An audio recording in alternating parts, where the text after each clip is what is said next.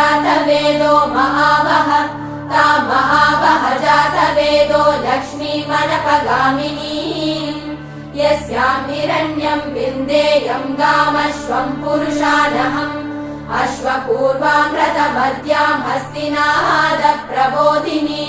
श्रियं देवीमुपह्वये श्रीर्महादेवीर्जुषताम् कांसोऽस्मितां हिरण्यप्राकारां मात्रां ज्वलन्तीं तृप्तां तर्पयन्तीं पद्मे स्थितां पद्मवर्णां तामिहोपह्वये श्रियम् चन्द्रां प्रभासां यशसा ज्वलन्तीं श्रियं लोके देवचुष्टामुदारां तां पद्मिनीमीं शरणमहम्